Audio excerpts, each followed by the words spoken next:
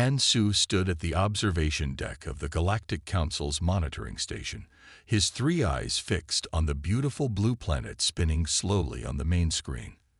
Earth, the world of the quantum-isolated species called humans.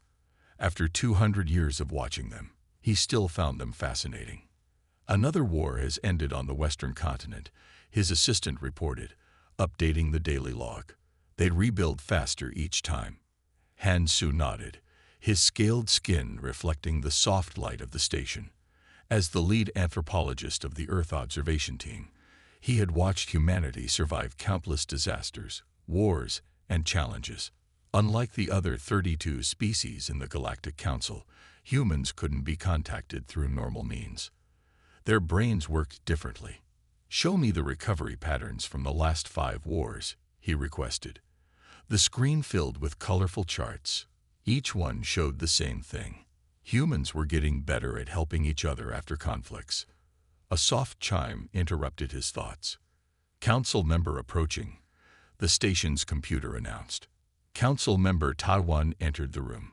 His floating platform hummed quietly as he moved toward Han-Su. As one of the oldest members of the Galactic Council, Taiwan rarely left the central chambers. His presence here meant something important. "Tell me, Han-Su." Taiwan spoke in the formal council language. "Why do you spend so many years watching these isolated beings?" Han-Su turned to face the council member, choosing his words carefully.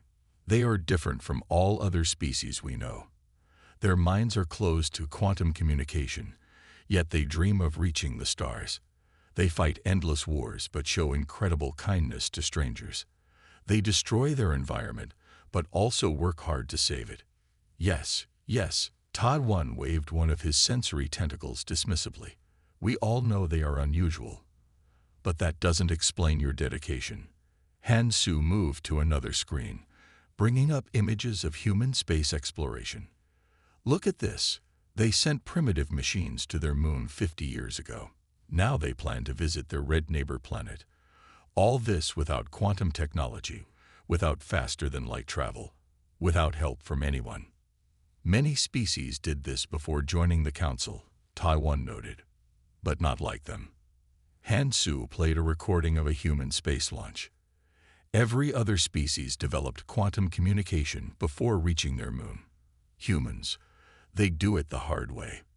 They build giant explosion machines to leave their planet. They risk their lives using technology that most species would consider primitive. Yet they keep trying. Taiwan floated closer to the screen, his interest finally caught. "And you believe this makes them special?" "I believe it makes them dangerous," Han-Su replied. "But not in the way the Council fears. Their isolation doesn't make them violent. It makes them strong, creative. They solve problems in ways we would never consider because we've always had quantum technology." The council member was quiet for a long moment, watching the screens. Human vehicles moved through their cities. Their primitive aircraft crossed their skies. Their ships sailed their vast oceans. "The council has received your request for more observation resources," Taiwan finally said.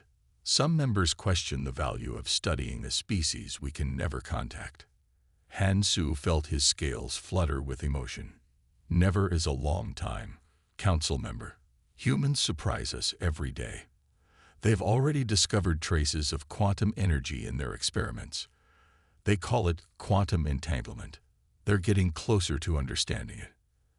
And if they do, if they break their isolation," Taiwan asked, "then the galaxy will meet a species that learned to reach for the stars without anyone showing them the way." Han-Su turned back to the main screen, where Earth continued its endless dance around its sun. A species that never gave up, even when the universe itself seemed to be against them. Taiwan's platform hummed as he prepared to leave. "Your request for resources is approved, Han-Su. But remember, no contact. We observe only." After the council member left, Han-Su returned to his work. On the screen, a new human satellite launched into orbit. Another small step into space. Another example of their endless determination. Log update. He spoke to his computer. "Humans continue to exceed expectations. Their isolation has not stopped their progress. Question for future study. Are they isolated from us, or are we isolated from them?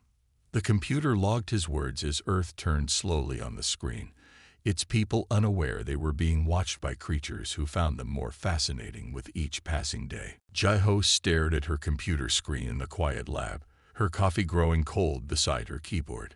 It was 3 in the morning, but she couldn't sleep. The patterns in her data made no sense, yet they were clearly there. This can't be random, she muttered, pushing her glasses up her nose. For 6 months, her quantum radiation detector had been picking up strange signals. At first, she thought it was just background noise from space. Now she wasn't so sure. The door to the lab opened, and her research partner Kita walked in with 2 fresh cups of coffee. "You're still here. The cleaning staff said you haven't moved since dinner." "Look at this," Jai-Ho pointed to her screen. "These patterns keep showing up. Every 12 hours, like clockwork. That's not natural." Keita set down the coffee and leaned over her shoulder.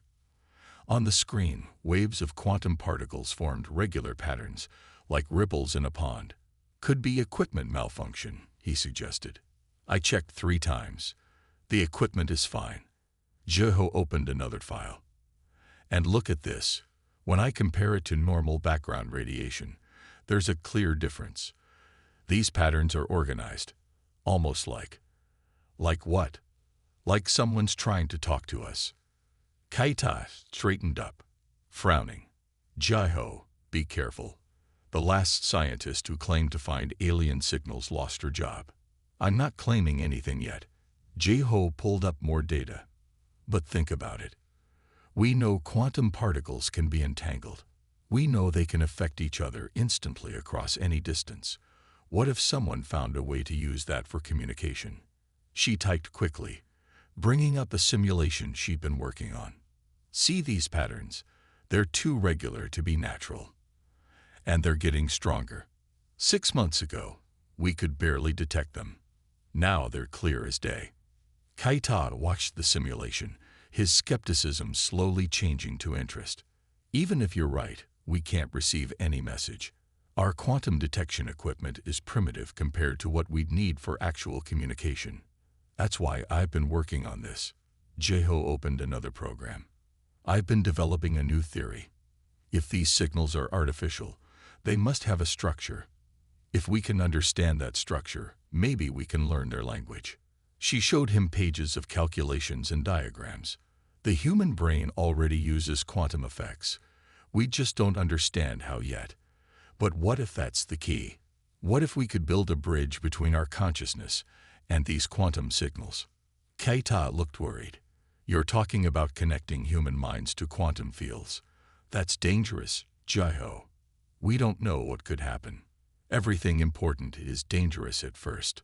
Jai-Ho stood up and walked to the lab's window. The city lights sparkled below, but she was looking at the stars. "Think about it, Keita. If someone is trying to talk to us, they must have a reason. What if they need our help? What if we need theirs?" She turned back to her computer and opened her research proposal.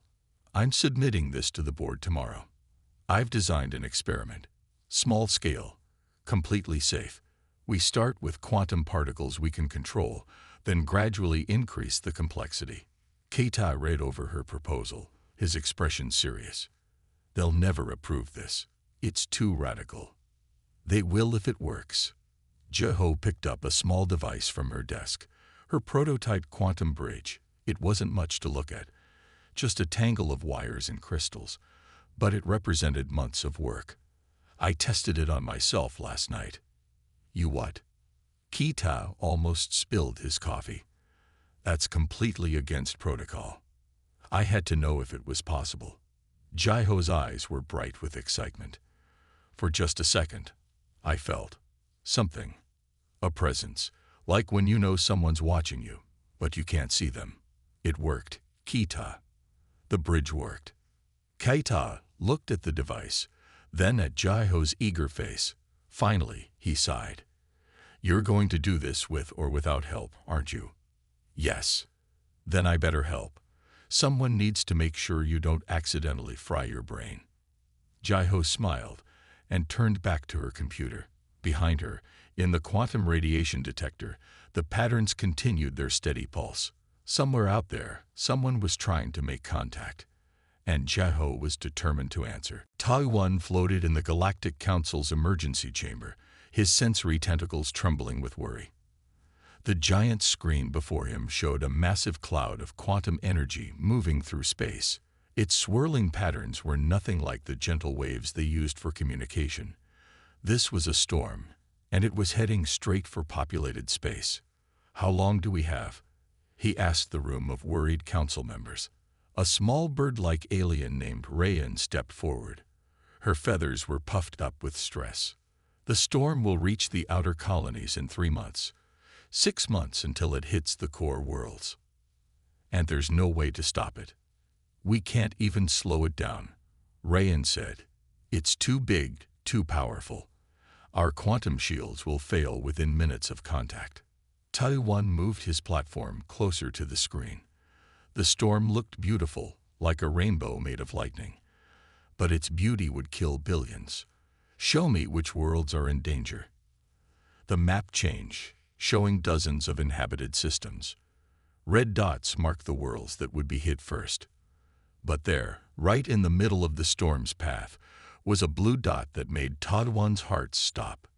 "Earth," he whispered. "The humans are right in its path." "They won't even see it coming," Rayan said sadly. "Their primitive instruments can't detect quantum storms.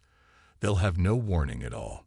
Tai-1 remembered his conversation with Han Su months ago, the dedicated scientist who believed humans were special. "Get me Han Su," he ordered. "Now." Minutes later, Han Su rushed into the chamber.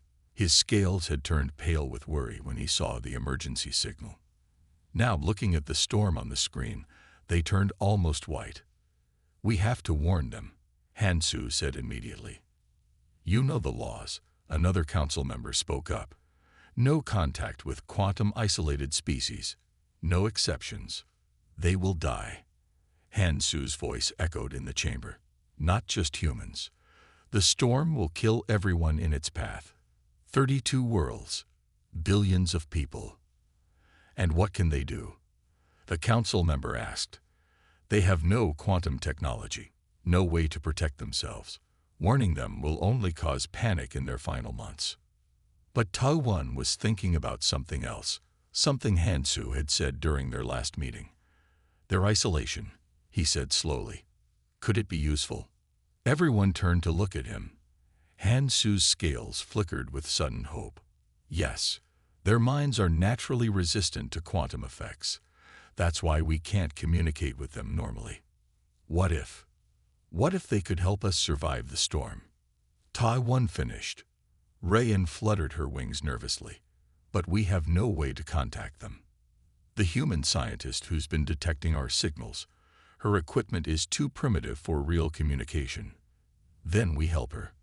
Han Su moved to the controls, bringing up images from Earth. He found Jaiho in her lab, working on her quantum bridge. "Look at what she's built. With no help, no advanced technology, just human creativity and determination. Imagine what she could do with our help." "You're talking about breaking our most important law," the stern council member warned. "I'm talking about survival." Tai-1 raised his voice, using his authority as a senior council member.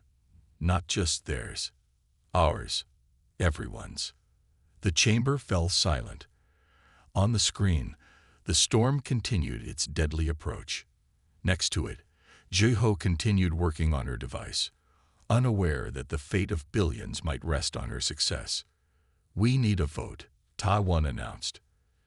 "Do we maintain our laws and watch billions die? Or do we break protocol and give humanity a chance to help us all survive?" Han Su looked at the images of Earth, his scales now showing the deep blue of determination. "They will help us," he said confidently. "That's what humans do. They face the impossible. They fight when others give up. And sometimes they win." The council members looked at each other. Then, one by one, they began to vote. The future of 33 species, including humanity, hung in the balance. And somewhere on Earth, a quantum bridge waited to be completed. Han Su's hands shook as he prepared the quantum transmitter. After 200 years of watching Earth, he was about to break the most important rule of the Galactic Council. Behind him, Rayan monitored the human scientists' lab through their observation screens. Jiho is alone in her lab, Rayan reported. It's midnight at her location. Perfect timing. If this works, Han Su said, we'll be heroes. If it fails, we'll spend the rest of our lives in prison. He looked at the small team around him. Last chance to back out. Nobody moved. They all knew the stakes. The quantum storm was coming, and they needed humanity's help. Begin transmission, Han Su ordered. The quantum transmitter hummed to life. On Earth, Jiho sat at her desk, working late as usual. Her quantum bridge device sat ready for another test. She didn't know that tonight would be different. Sending signal now, Rayan said, much stronger than our usual background transmissions. On their screens, they watched Jiho suddenly sit up straight. Her quantum detector was going crazy, showing readings higher than ever before. She's noticed, Han Su said. Now for the hard part. They had spent days preparing this message. It had to be simple, something her primitive equipment could detect, something she could understand. Through the quantum transmitter, they sent a basic pattern. 1 pulse, 2 pulses, 3 pulses, then again, and again. They watched as Jiho stared at her screen, her eyes wide. She grabbed her notebook and started writing down the pattern. She's responding. Rayan called out excitedly. Jiho had adjusted her quantum bridge to send back the same pattern. Good, Han Su said. Now let's try something harder. They sent a new pattern. The first 10 prime numbers, one after another. They watched Jiho's face change from confusion to shock to pure joy as she recognized the pattern. Mathematical language, she whispered to herself, not knowing they could hear her. It's really happening. But then alarms started blaring in the alien station. Security breach. A red light flashed on their control panel. The Council's security systems have detected our transmission. Han Su worked faster. They didn't have much time. Send the warning, he ordered. Now. They transmitted a series of images through the quantum link. The storm, its path, Earth in danger. Simple pictures that Jiho's equipment might be able to detect. Security forces are on their way, Rayan warned. 2 minutes until they reach us. On their screens, they saw Jiho frantically adjusting her equipment, trying to capture and understand the flood of data they were sending. 1 minute. Han Su made a decision. He pushed more power into the transmitter, knowing it might burn out. Send her the plans, he ordered. The plans. Rayan's feathers puffed up in shock. But that's beyond illegal. That's the only way they'll survive, Han Su finished. Do it. Through the quantum link, they sent the basic plans for proper quantum communication technology. It wasn't much, just enough to help Jiho improve her bridge. But it was more than any quantum-isolated species had ever received. Security forces entering the building. Just a few more seconds, Han Su said through gritted teeth. The transmitter was smoking now, but still working. The door burst open. Council security forces rushed in, their weapons ready. Stop this transmission immediately, their leader ordered. Han Su looked at their screens one last time. Jiho was downloading the data as fast as her systems could handle it. Had they sent enough? Would she understand it? Transmission complete, Rayan reported quietly. Han Su raised his hands in surrender. We submit to council authority, he said calmly. As the security forces moved to arrest them, he watched Jiho on the screen. She was staring at her computer in amazement, already beginning to study the patterns they had sent. Good luck, he whispered as security led him away. The galaxy is counting on you now, even if they don't know it yet. Behind him, the quantum transmitter finally burned out, smoking and useless. But its job was done. For the first time in history, humanity had received direct contact from alien life. Now everything would change. 3 days after receiving the alien transmission, Jeho stood in front of the World Science Council. The large meeting room was packed with scientists, government officials, and military leaders from every major nation. They had all come to hear about humanity's first contact with alien life. "The message is clear," Jeho said, pointing to the images on the screen behind her. "A quantum storm is coming. It will reach Earth in 6 months, and it will kill everything in its path." The room burst into worried whispers. Kita, who stood next to her, raised his hand for quiet. "But that's not the whole story," Jeho continued. "The aliens didn't just warn us. They gave us something else." She clicked to the next slide, showing the technical plans they had received. "They gave us the keys to quantum communication, and I think I know why." A general stood up. "Are you sure we can trust these aliens? This could be a trick." "The math doesn't lie," Jeho replied. "I've checked these plans hundreds of times. They're real, and they work." She held up her improved quantum bridge. "I built this using their plans. It's 10 times more powerful than my original design." "And what have you learned from it?" the head of the Science Council asked. Jeho took a deep breath. "The aliens who contacted us broke their own laws to warn us. They're now probably being punished for it, but they did it anyway, because they believe we can help. Not just ourselves, but everyone." She showed the next slide. "The storm will hit 33 worlds, including Earth. Billions of people will die, aliens and humans alike. But we have something no other species has." She paused. "Our minds are naturally resistant to quantum effects. That's why we've been isolated all this time. And that's why we might be the only ones who can stop this storm." The room was silent now. Every eye was on Jeho. "I propose we help them," she said firmly.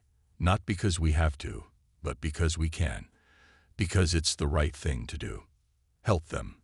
Another official stood up. "We just learned aliens exist. We should be focusing on saving ourselves." Keita stepped forward. "With all due respect, sir, that's not who we are. Humans don't abandon others in need. We never have." Jeho nodded. "Think about our history. Every time there's a disaster somewhere in the world, what do? We send help. We don't ask if they're from our country. We don't ask if they believe what we believe. We help because they need help." She clicked to her final slide, showing a plan she had developed. "We can build a quantum shield using our natural resistance, but we'll need everyone's help. Every nation, every scientist, every resource we have." "And what about Earth?" someone asked. "Who will protect us while we're trying to save alien worlds?" "We protect each other," Jeho said simply. "Just like we always have. Just like we always will." The room erupted in discussion. Jeho watched as the world's leaders debated humanity's first major decision as part of the larger galactic community. Then an old scientist stood up. Everyone fell quiet as they recognized him. He was one of the most respected physicists in the world. "I've spent my life looking for signs of alien life," he said slowly. "Now we know they exist, and their first action was to risk everything to warn us of danger." He looked around the room. "If we turn our backs on them now, we don't deserve to be part of their community." One by one, people began to nod. The head of the Science Council stood up. "Dr. Jeho," he said formally, "what do you need to make this happen?" Jeho smiled. "Within hours, the world would know about aliens. They would know about the danger coming, but they would also know about hope, about working together, about humanity's first chance to show the galaxy who they really were." "Let's get to work," she said. "We have 6 months to save billions of lives." The room burst into action. Humanity had made its choice. They would not hide. They would not run. They would stand and fight, not just for themselves, but for everyone. The galaxy was about to learn why humans had survived everything their world had thrown at them. They never gave up, and they never left anyone behind. The Global Response Center was a buzz of activity. In just 2 weeks, humans had built this massive facility in South Korea to coordinate their response to the quantum storm. Du Yun, the head of strategic operations, stood in front of a giant wall of screens showing the storm's path. Our biggest advantage is our minds, Du Yun explained to the room full of scientists and military leaders. The same thing that kept us isolated all these years might save everyone now. He pointed to a diagram of the human brain. Thanks to Jaiho's quantum bridge, we now understand why we're different. Our brains naturally create small quantum barriers. It's like having a built-in shield. But how does that help the other worlds? Someone asked. Du Yun clicked to the next screen. Because we can make it bigger. Much bigger. He showed them his plan. A massive network of quantum bridges, all linked together through human operators. Jaiho stepped forward. We've already tested it on a small scale. 10 volunteers connected through quantum bridges can create a shield big enough to protect a small city. If we can connect thousands of people, she let the idea sink in. You want to link thousands of human minds together. A scientist stood up, looking worried. Has anything like this ever been done before? No, Du Yun admitted. But we don't have a choice. The storm will hit the first alien world in 4 months. Earth is further along its path. We have 5 months. If we don't try this, everyone dies. Kaita, who had been quiet until now, spoke up. We've already had more volunteers than we can handle. People understand the risks. They want to help. The screens changed to show pictures from around the world. Crowds of people waiting to be tested for quantum compatibility. Engineers working day and night to build more quantum bridges. Scientists from different countries sharing their findings freely. Humanity has never been more united, Du Yun said proudly. Every country is contributing. Old enemies are working together. We're all in this together now. A general raised his hand. What about the aliens who warned us? Have we heard from them again? Jaiho shook her head sadly. No, we think they're being punished for breaking their laws to help us, but they trusted us to do the right thing. We can't let them down. Du Yun moved to another screen, showing a timeline. Here's the plan. We have 3 months to build and test the human quantum shield. Then we deploy to the first alien world in the storm's path. Deploy? Someone asked. You mean physically go there? Yes, Du Yun said firmly. The shield operators need to be close to protect each world. We'll need ships. Big ones, enough to carry thousands of people. The room burst into worried discussion. Building spaceships that could travel such vast distances in just 3 months seemed impossible. I know it sounds crazy. Du Yun raised his voice over the noise. But look what we've already done. 2 weeks ago, most people didn't know aliens existed. Now we're building quantum technology that even the aliens thought was impossible. We're not going to stop now. He showed them the final part of his plan. The ships will be basic. No fancy faster-than-light drives. No quantum technology except the bridges. Just good old human engineering. Big enough to carry our people. Strong enough to keep them safe. Like Orcs, Kita said quietly. Sailing through space to save not just ourselves, but everyone else too. Du Yun nodded. Exactly. We'll send our ships to as many worlds as we can reach in time. At each world, our volunteers will link minds and create a shield. When the storm hits, they'll hold it back. Not just for minutes, but for days if they have to. The room was quiet as everyone thought about what this meant. Thousands of humans would risk their lives, their minds, to save alien worlds they had never seen. It's a crazy plan, the general finally said. But it's also the most human plan I've ever heard. He stood up straight. When do we start building the ships? Du Yun smiled. We already have. Come see. He led them to a massive window overlooking the huge construction yard. There, under the bright lights, the first of humanity's space arcs was taking shape.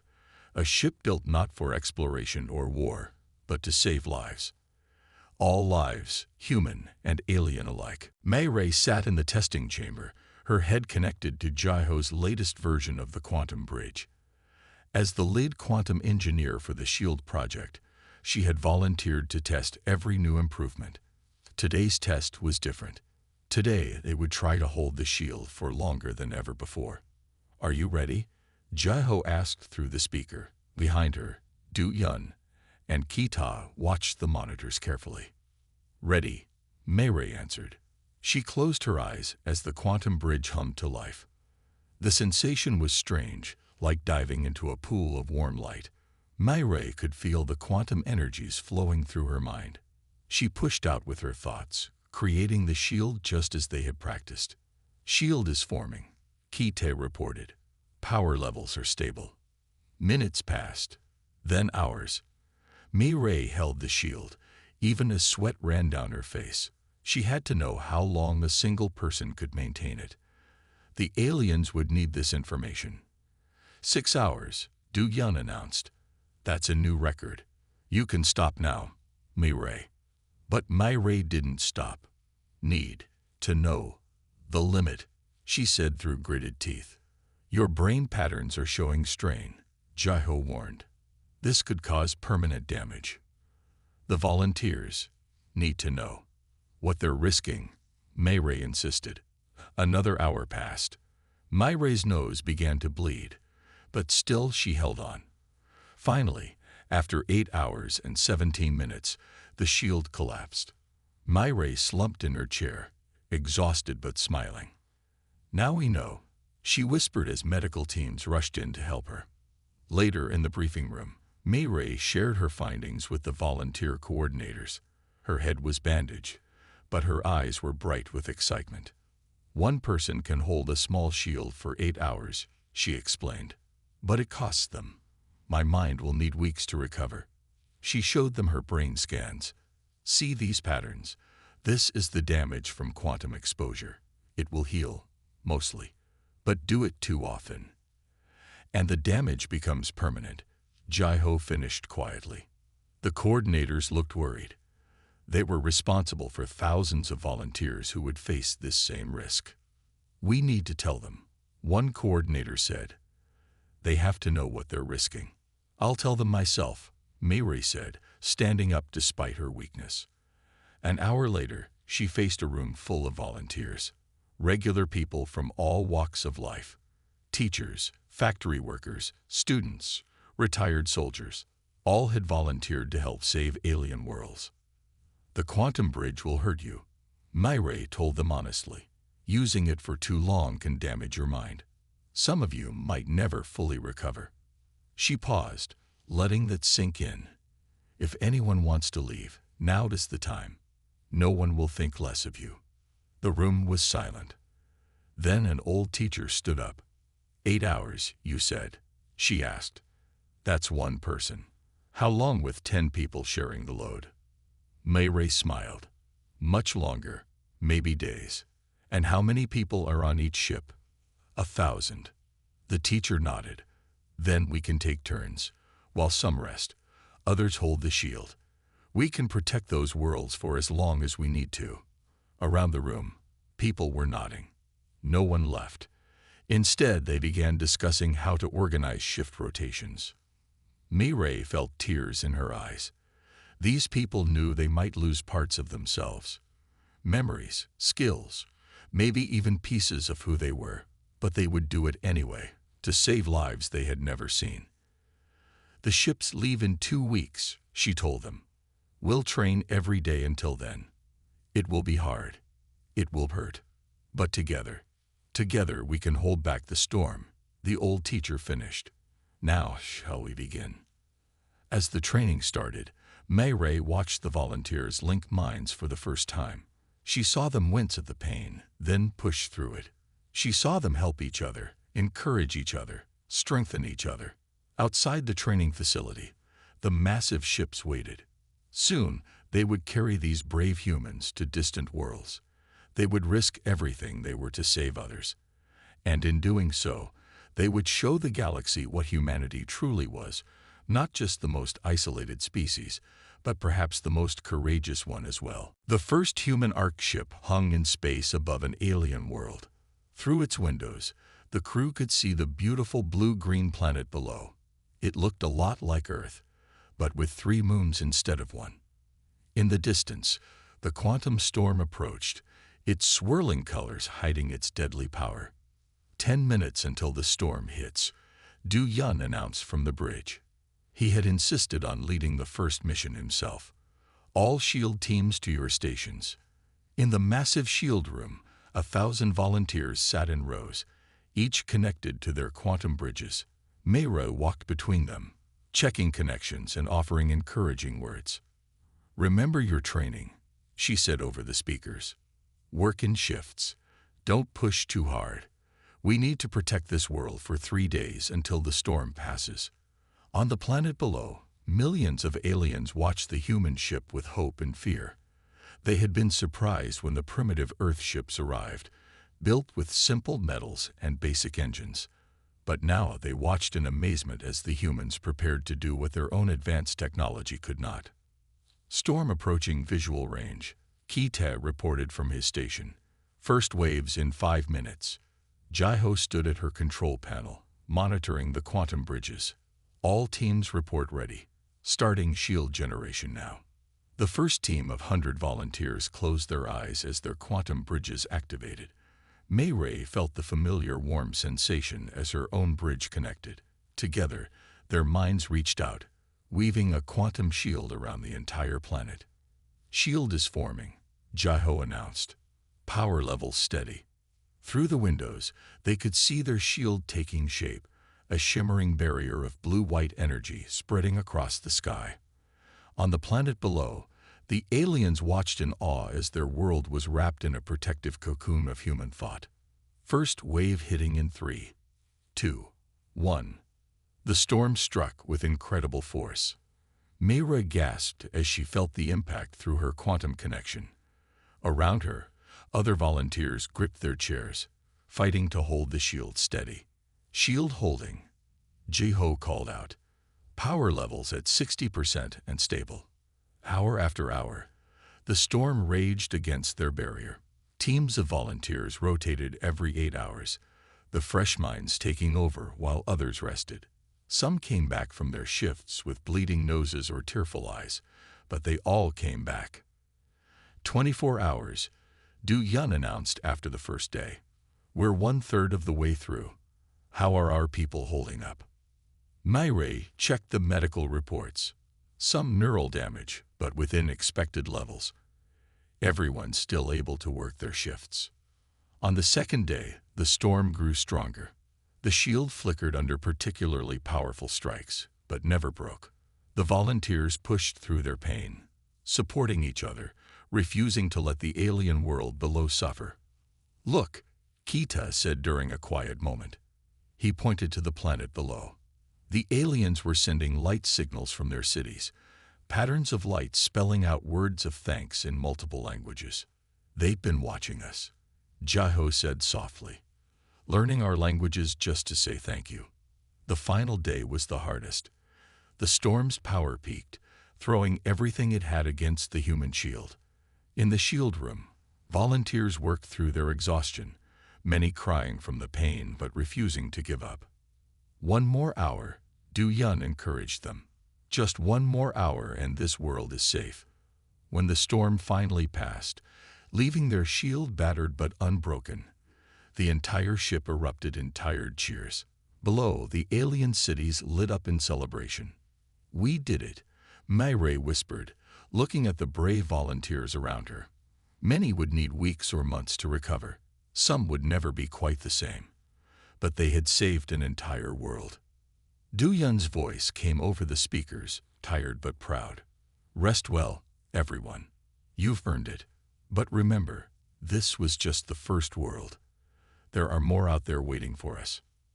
As the volunteers helped each other disconnect from their bridges, news came in from other human ships. They too had held their shields, protecting other worlds from the storm. Humanity's first mission to save the galaxy was a success. Looking down at the celebrating alien world below, Mei smiled through her tears of exhaustion.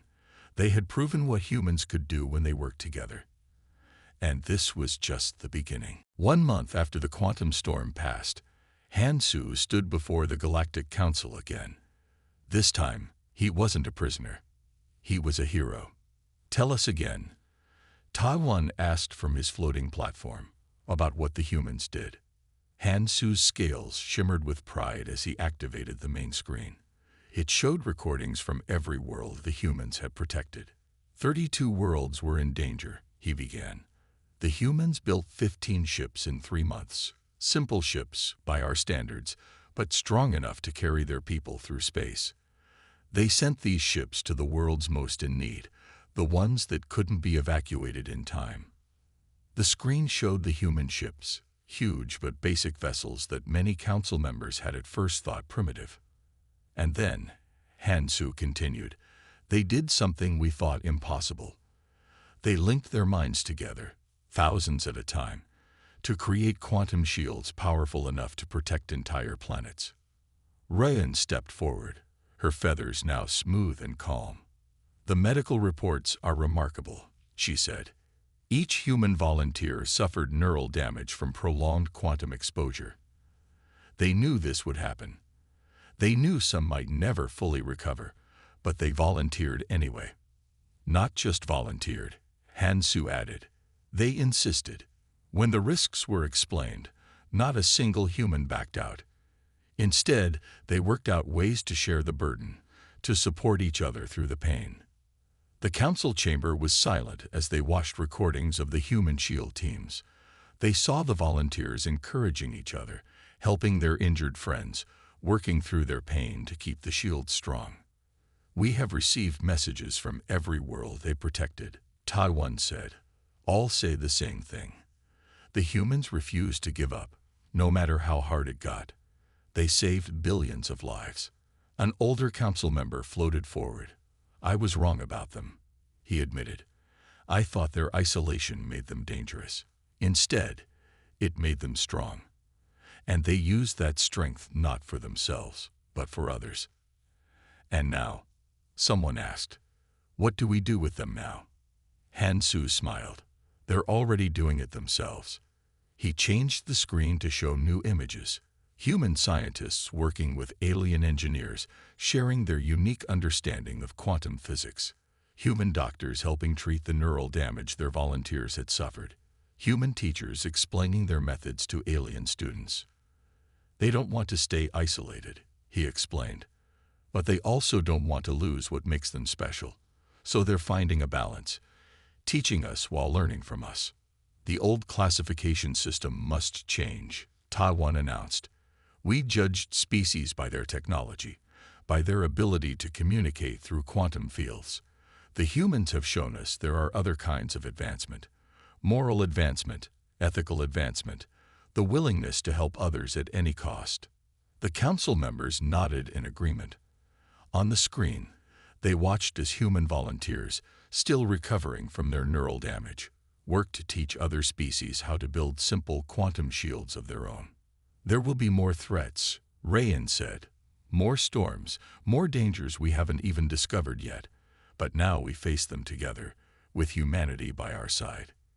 Hansu looked at the final image on the screen.